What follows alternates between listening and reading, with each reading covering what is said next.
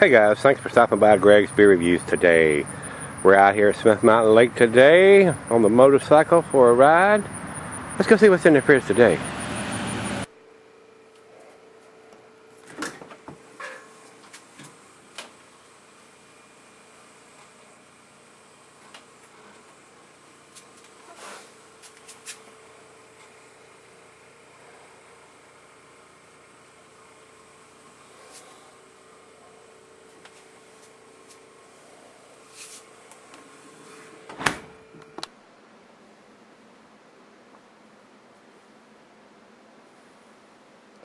Hey guys, glad you stopped by Gregsbeerreviews today. This beer comes from Mikkeller. I don't think I can, and he brews beers all over Europe. I mean, he's like the vagabond brewer, and he has a bunch of different brewers brew his beers or his recipes. This is the Coffee IPA, Tomahawk, and Guji Natural. 6.9% ABV, and this is the great big 750 milliliters, so very pricey beer. I think this was $15 or more. So, and there is some transportation costs coming across the pond with this, and most of the stuff he does has a reputation of being fairly well. So that's why a lot of times I'll go ahead and pull the trigger, and I'll make these large purchases for his beers in these style bottles, because usually they're pretty tasty. I'm not going to say they all are going to be, but in my experience so far, everything that I've tasted from him has been pretty damn awesome. So I bit the bullet and bought this one, even though, like I said, it was fairly pricey beer. So let's get on with this one. An American IPA, 6.9%. This one was brewed in Denmark, guys.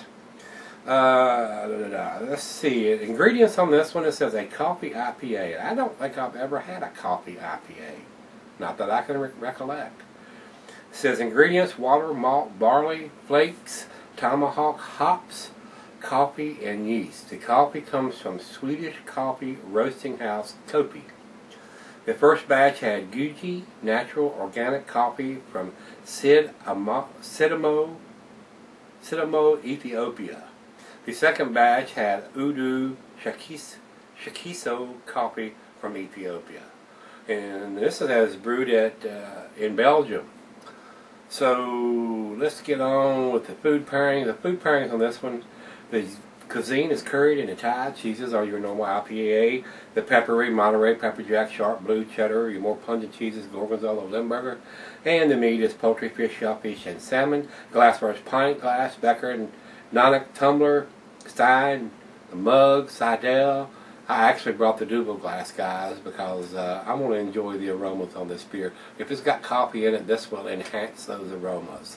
I could have used a pint glass just as well, but I've used the pint glass the last 3 days, and I think I'm going to use this one tonight. The glassware, like I told you, and the beer is not recommended for extended cellaring because it is an IPA. And I have no idea how old this is. I don't think he dates it, their beers. It's got a code stamped on the back label, says 7521112.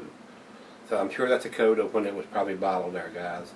And saying 12 on the end of it, I would not hesitate to say this was done in 2012. So I do not know. I am just assuming, and you know what they say about when you assume. Alright, let's get this one into the glass.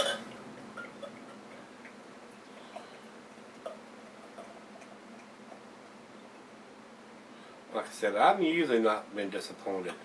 Very carbonated, as you can see by the head it poured. 2.5 fingers of head over into the light. It is a very deep, rich amber color. And I am getting just a little bit of light in there, but it is kind of cloudy, so it may be unfiltered. I wouldn't swear to that. We hadn't poured this as a big bottle. The other half of this bottle will be just as cloudy as a wheat beer. So right now, the upper part of this bottle is not that cloudy, but I got a feeling the other half could be. So I'll let you know when I pour the other half and see how she likes it. Let's get a nose on this one.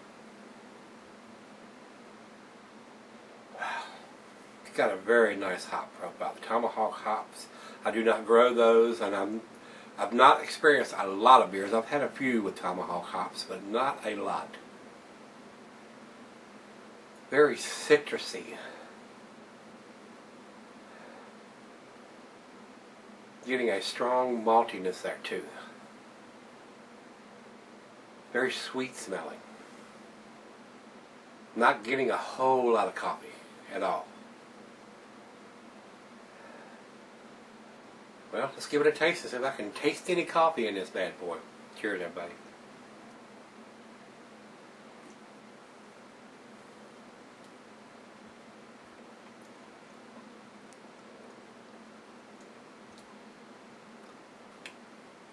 Very citrusy. Getting some lighter fruit. Very weak on the coffee. I'm not getting the coffee like I was expecting. To have coffee in that big of letters on the front of the bottle, I would definitely expect more coffee.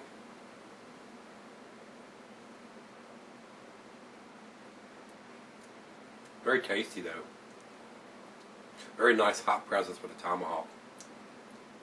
Just not getting the coffee that I was expecting on this beer. Maybe a slight little bit of coffee on the very back end.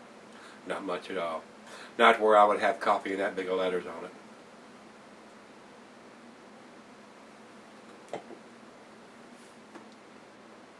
I believe I would have with coffee added in little letters underneath the bottom of it, because there is not a big coffee profile in this beer. And the hops are still fairly present, even though this beer is probably, I won't say a year old, but if it was done in 2012, it's hard. I don't know what month it was done in, but and according to this, they've done one. This was batch one. They've done another batch since then, so I don't know when that was done.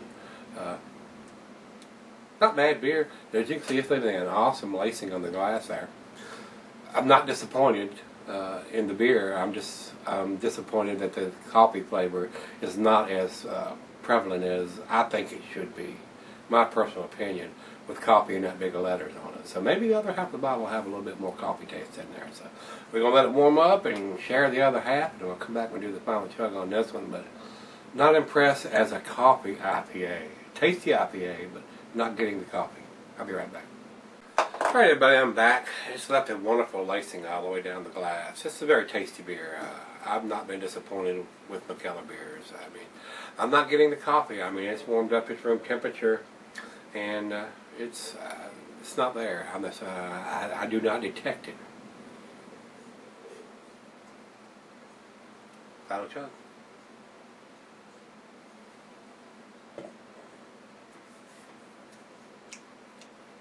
Very citrusy, bready, malty, tasty, very nice. Not getting the coffee though. I wouldn't have the coffee in that big of letters. It's just not. It's not coming through, or it's faded out already if it's last year's beer. So, guys, I'm not really impressed with the code there, and I'm sure that 12 was probably something to do with last year, but. Maybe it was done in November. 11 and 1-2 is the last two numbers. So I don't know. I like a more ready date. You know how I am. 2 digits for the day, 2 digits for the month, and 2 or 4 digits for the year. So especially on an IPA. All right, guys, I'm gonna give it to 7, which is a B+. If it had had a date on it, I'd have probably stepped into the A category. So that's what I'm gonna say. It's a B+. Not as impressed as I thought I was going to be for a $15 beer, guys. So, with that being said, let's go to the ratings. Beer Advocate says it's 86, which is in the very good range, and I would pretty much agree with that. I don't think it's quite an A beer, but Rate Beer says it's 95 overall and 93 in the style, so they've definitely got it in the A category. I'm not quite there, so I'm going to give it the B+, the 7. If you've had it, give me some comments back on this one. Definitely above average beer and almost to A in my category. And I could probably just as easy give it an A-, but I don't like the dating he's using on there. They need a more legible date. So, with that being said, let's go see what's in the fridge more, guys.